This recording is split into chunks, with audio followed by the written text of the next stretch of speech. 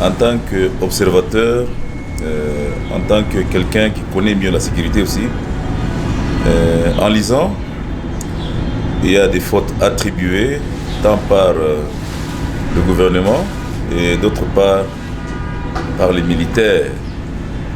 Pourquoi? Parce que même la population ne sait pas qu'elle est aussi appelée à dénoncer, à faire des signalisations, des signalements, à se protéger et à faire que la sécurité soit positive. Pourquoi? Parce que il est connu de tout le monde que même les fous ici apportent des signes, apportent des messages, des dénonciations lorsqu'il y a des mouvements suspects. Même les chiens peuvent alerter qu'il y a un mouvement suspect. Mais la population d'aujourd'hui devient trop lâche. Pourquoi? Parce que la population ne sait pas que c'est elle qui est au centre de la sécurité. Ceux-là qui font la sécurité apportent la sécurité à la population, mais c'est la population elle-même qui est au centre de sa propre sécurité. Quant au cas du Lualaba, je pense qu'il y a une négligence de la part des éléments de sécurité, parce que beaucoup d'éléments de sécurité aujourd'hui se livrent toujours à la drogue, à l'alcool, de forte teneur. Vous verrez que la police n'est pas bien formée.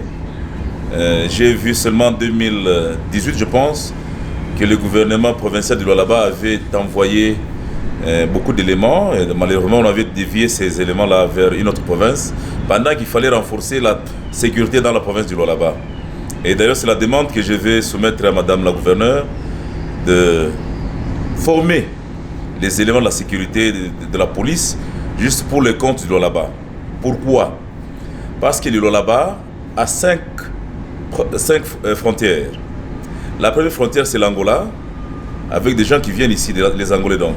La deuxième province, c'est frontière, c'est la Zambie, avec beaucoup de Zambiens qui viennent ici chez nous. La troisième province, frontière, c'est la province du Olomami, il y a la province du Okatanga et la province du Kasaï. Vous voyez qu'il y a beaucoup de gens qui viennent dans la province du Lualaba pour la recherche du bonheur. Et même le Congo entier, beaucoup de nos compatriotes qui sont chassés par la misère se déversent au Lualaba pour la recherche du bonheur. Et cela impacte beaucoup plus par rapport à la sécurité de notre province. Je parle du gouvernement parce que il n'y a pas un matériel adéquat aussi. C'est un défi à relever. Pourquoi? Parce que je n'ai jamais vu même un camion anti-émeute. Je pense qu'il y a beaucoup de problèmes en ce qui concerne la dotation du matériel à la police. Vous voyez même les tenues que portent nos éléments de la police. Ça ne reflète même pas une province riche comme le Lualaba.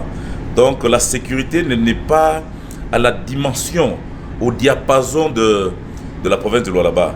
Ça, c'est un élément, c'est un défi à relever beaucoup plus.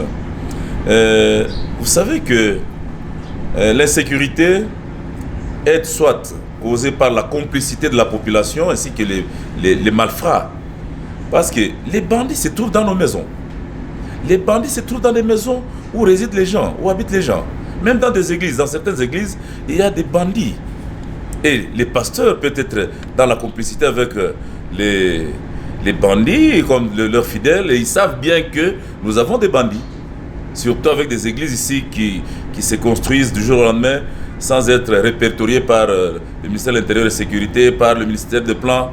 Vous voyez que ça cause beaucoup plus de doutes dans la population. Voilà. Moi, en tant que président de l'Union des jeunes Katangais de la province de Lualaba, nous travaillons toujours avec le ministère de l'Intérieur et de la Sécurité pour apporter un plus quant à la connaissance de la sécurité que nous avons. Je cause avec le colonel de la police, un homme d'ailleurs qui s'y connaît très bien. Le colonel de la police, Monsieur Katambo Emmanuel, c'est quelqu'un qui maîtrise bien la sécurité de la province. D'ailleurs, c'est quelqu'un qui connaît mieux la ville de Kolwezi. Le colonel de la ville, le commandant de la ville, que je félicite toujours parce que même s'il n'y a pas du matériel adéquat, il n'y a pas une bonne dotation à la police, mais il se donne quand même pour que la population puisse vivre dans la quiétude. Euh, un autre aspect que je constate, c'est que nous avons l'ANER, c'est un service non apparent. Nous avons P2, donc la police de renseignement, c'est non apparent. Nous avons la lutte contre la criminalité, c'est une direction qui est non apparente. Nous avons le bureau de l'armée, c'est un service non apparent. Nous avons la surveillance, c'est un service non apparent. Nous avons le DSF, département de sécurité frontière, anciennement appelé DEMIAP, c'est un service non apparent. Donc avec tous ces services, nous n'arrivons pas à maîtriser la population. J'estime que ce sont des services qui travaillent soit dans le cloisonnement, soit dans la divergence. Si ces services se mettaient ensemble avec des attributions telles que relever les défis dans le domaine de la sécurité, nous devrions avoir une sécurité hautement respectée. Mais certains services se livrent seulement à rechercher les informations sur les services au lieu de chercher les informations sur l'ennemi. Vous verrez que quand vous allez par exemple à l'armée, j'ai cité 3 services à l'armée qui sont dans le domaine de renseignement. DEMIAP, autrement dit appelé DSF, il y a surveillance, il y a bureau de... Bon, ils travaillent avec les mêmes attributions.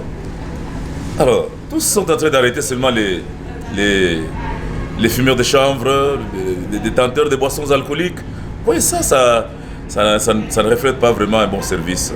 Mais à la police, nous avons P2. D'ailleurs, au Lualaba, nous avons la direction provinciale de l'ANER, nous avons le poste principal de Kolwezi, nous avons des postes, nous avons des sous-postes. Vous voyez, avec 4, dans la hiérarchisation de l'ANER, on ne sait pas détecter les inciviques là. Donc, je demanderai à tous ces services de pratiquer le professionnalisme. Du côté de la police, parce que l'armée vient en appui, du côté de la police, nous avons constaté qu'il y a une vingtaine de sous-commissariats de la police dans la ville de Kolwezi. Dans ces sous-commissariats, il n'y a que 2 ou 3 éléments pour couvrir la sécurité de toute une entité. C'est impossible, sans matériel, sans équipement. Ce sera difficile. Sur une vingtaine là de sous-commissariats, il y a soit sur les 2 éléments, il y a un c'est un vieux et l'autre c'est un soulard, un ivrogne. Comment ça va apporter la sécurité à la population? Au contraire, la province de Lualaba aujourd'hui, ça je propose à Madame la gouverneure, que la province de Lualaba est riche en ressources minières. Nous avons beaucoup d'investisseurs qui ont pris les éléments de la police, qui prennent les éléments de la police en détachement.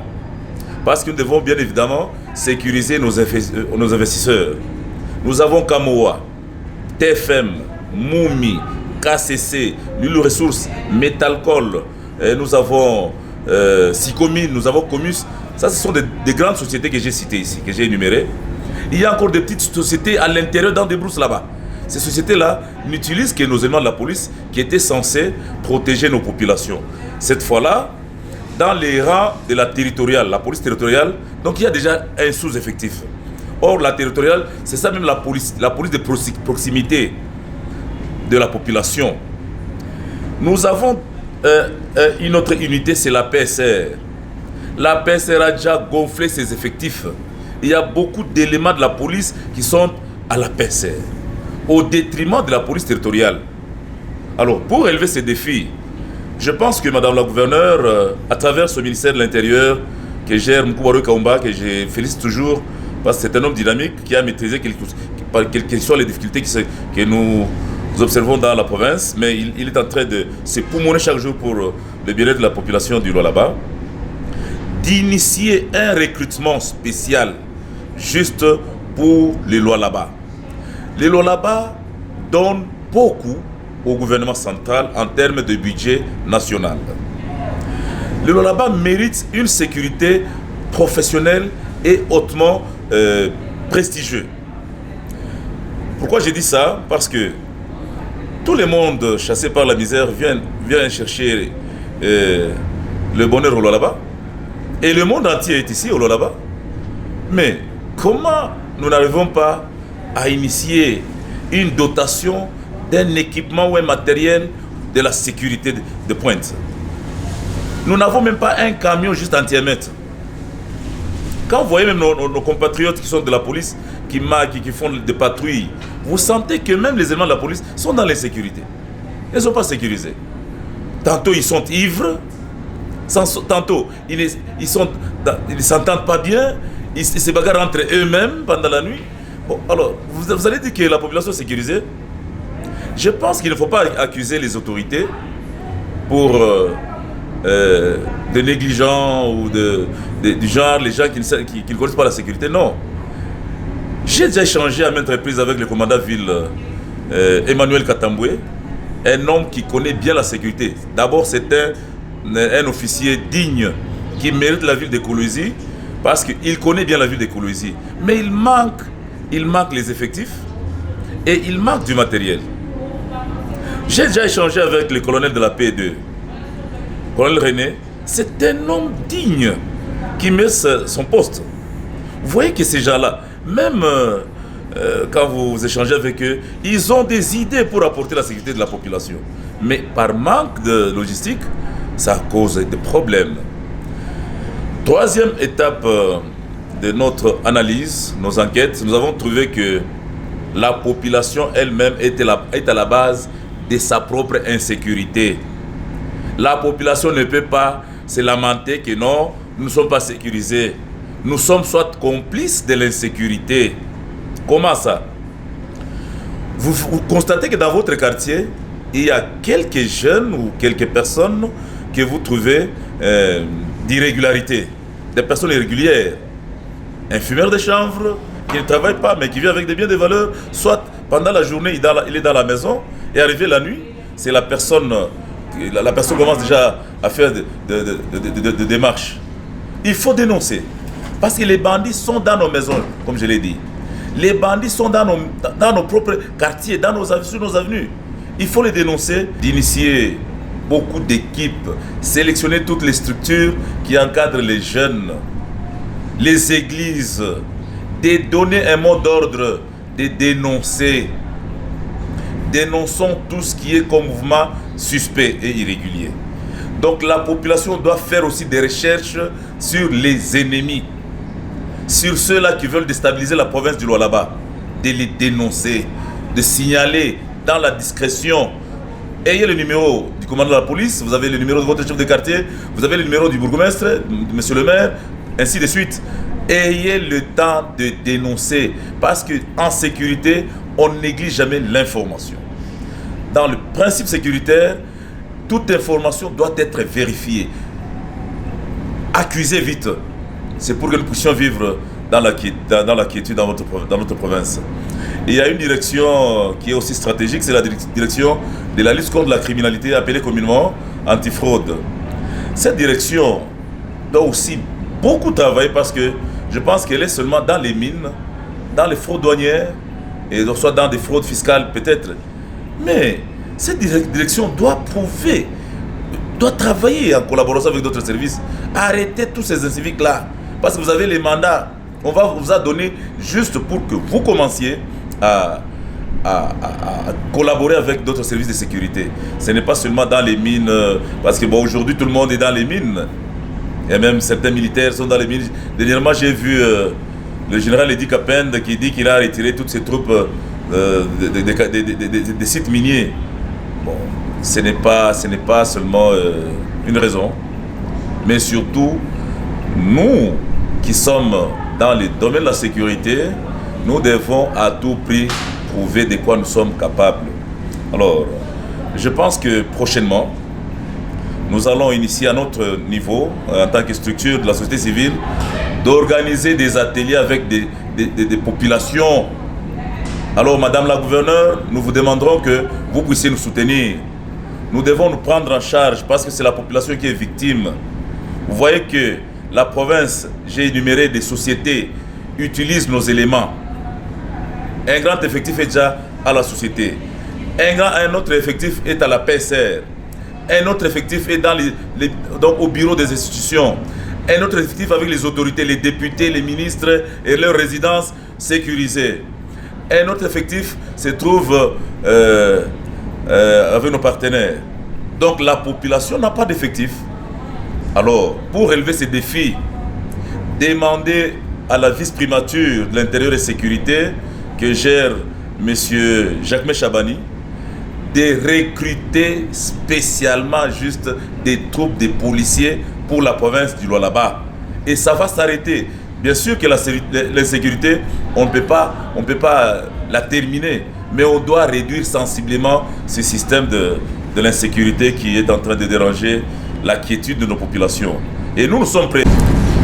Il y a un principe qui dit on ne peut pas chasser un lion avec un chien. Si vous voulez chasser un lion, cherchez un autre lion pour le chasser. C'est une stratégie ou un stratagème qu'il faut utiliser pour maîtriser ces jeunes délinquants-là qui sont du côté Kanina, 5 ans. Et quand je parle comme ça, je pense que ceux-là qui font les renseignements comprennent déjà.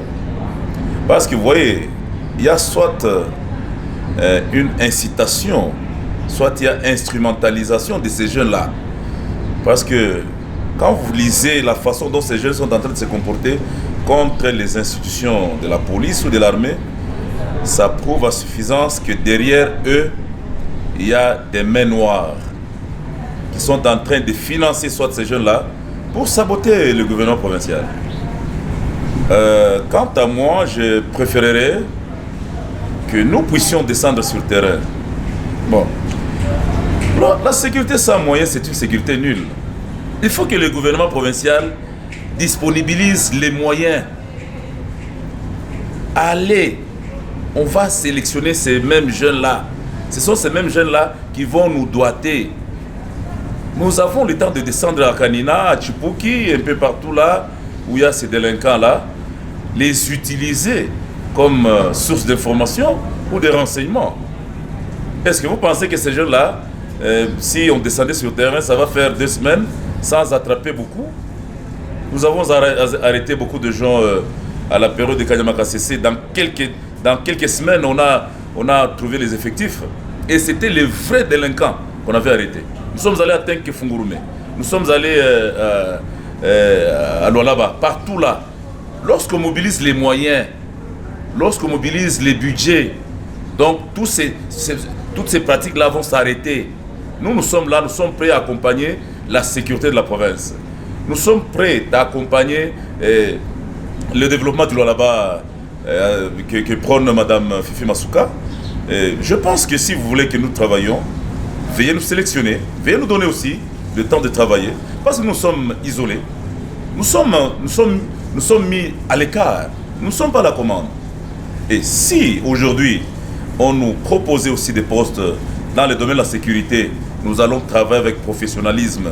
Ça demande le temps, les moyens, la logistique. Tout ça, je pense que vous allez voir qu'on va mettre hors l'état de nuire de ces pratiques-là. Il faut savoir aussi que la province de Lualaba, en général, particulièrement la ville de Kolwezi, vit grâce aux carrières. Donc à l'exploitation minière artisanale. Il faut qu'on puisse donner à nos populations les carrières ou les ZEA, les zones d'exploitation artisanale, parce que lorsque quelqu'un n'a pas d'activité génératrice pour survivre, la personne devient un danger permanent pour la communauté, pour la société. Et lorsque nous allons trouver ces moyens, je pense que ces mêmes jeunes-là vont comprendre que non, nous sommes déjà utiles, nous allons les encadrer, nous avons beaucoup de choses à faire pour l'encadrement de la jeunesse. Mais quand moi malheureusement je ne suis pas dans les mines, je ne suis pas mieux placé en matière de mines, je pense qu'il y a beaucoup de carrés miniers. Aujourd'hui, il n'y a que l'exploitation semi-industrielle. Et la population se retrouve au chômage. Kinshasa est en train de prendre tout. Et d'ailleurs, parmi les gens auxquels j'ai beaucoup de pitié, il y a aussi Madame la gouverneure de province. Sa tête est saturée avec les gens de Kinshasa. Chaque jour, dans Kinshasa, sa cuisine, c'est seulement au Lualaba, au Lualaba, au Lualaba. Venir chaque jour au Lualaba parce que c'est là qu'il y a des carrières. Et elle arrive à s'efforcer pour satisfaire sa population qu'il a élue. Elle est en train de s'efforcer pour développer sa province, bien qu'avec des miettes parce que là-bas, il n'y a que des miettes. Tout l'argent part à Kinshasa, ça on le sait déjà. Alors, la députation, donc l'Assemblée provinciale, doit initier ces dossiers-là, qu'on donne à nos populations les EA qui vont produire pour calmer ce système. Lorsque les creuseurs étaient dans des brousses, il n'y avait pas ces problèmes ici. Mais lorsqu'on a retiré, on les a chassés des carrières, alors ça devient maintenant un danger pour la communauté.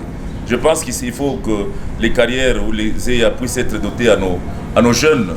Et ils vont s'encadrer d'ailleurs à travers leurs coopératives minières. Et si nous négligeons cela, vraiment, ça va prendre du temps pour maîtriser l'insécurité dans la province.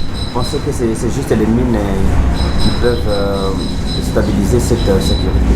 Oui, d'ailleurs, quand quelqu'un est en train de compter son argent, il est en train de faire ses activités, il ne peut pas penser pour aller voler ou bien pour prendre un couteau ou une machette pour aller chercher à voler à une autre personne. Donc, en tout cas, il faut doter aux gens les EA. J'ai vu qu'on a créé une commission de suivi dans le secteur minier artisanal avec à la tête Vincent Kibibi. J'ai vu Jeffrey Saini et d'autres là, M. Miki, bon, un peu quelques personnes que j'ai vues. Il faut qu'ils travaillent pour la population. Allez donner aux gens des EA. Parce que nous tous ici, tout le monde au Lualaba, tout le monde au Congo, Kinshasa ne vit que grâce aux mines du Lualaba. Alors, si les mines ne sont pas bien encadrées seulement pour les intérêts de Kinshasa, au Lualaba, nous aurons beaucoup de problèmes. Donc, il faut donner aux jeunes leur carrière. Ce sont leurs intérêts. Ce sont des richesses que les ancêtres ont léguées pour les générations. Mais dire seulement Kinshasa, bon, là, je pense que ce n'est pas bien. Merci beaucoup. Je chute pour saluer et féliciter le ministre de l'Intérieur, Excellence Roch Kaumba, pour son dynamisme, pour son cœur ouvert. Il a déjà ouvert le cœur à tout le monde, de travailler avec toute la population pour la sécurité, parce qu'il a 4 filières, je pense, c'est trop grand. Intérieur, sécurité, décentralisation et affaires coutumières. Une seule personne, c'est trop grand. Nous lui souhaitons bonne chance. Et sans oublier les colonels de la police, Emmanuel Katamboué, un homme qui connaît bien la ville de Kolwezi. Quel que soit, il n'y a pas de dotation, de matériel adéquat, pas même un camion anti-émeute, mais il est en train quand même de s'efforcer pour maîtriser la population. Ça, c'est un coup de chapeau, colonel Emmanuel, pour ce dynamisme. Merci beaucoup.